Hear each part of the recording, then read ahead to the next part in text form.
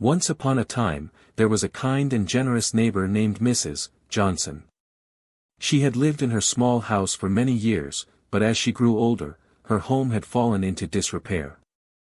She didn't have the resources or the physical ability to fix it up, and as a result, she was living in unsafe and uncomfortable conditions. One day, a group of Mrs. Johnson's neighbors got together and decided to help her. They knew that she had always been there for them, offering a kind word or a helping hand whenever they needed it. Now it was their turn to repay her kindness. The group of neighbors, led by a contractor who lived down the street, organized a community workday to renovate Mrs. Johnson's home. They brought their tools and their expertise. And they worked tirelessly from dawn until dusk to fix up the house.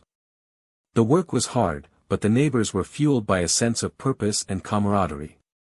They shared stories and laughter as they worked, and they marveled at the transformation taking place before their eyes.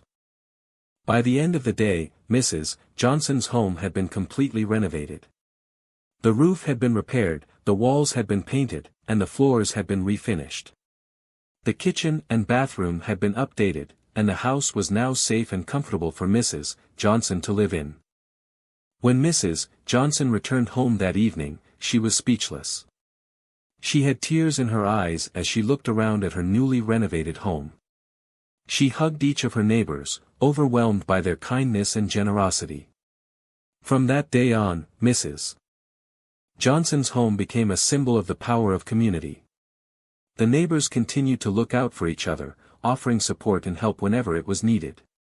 And Mrs. Johnson continued to be a beloved member of the community, always ready with a kind word or a plate of cookies for her neighbors.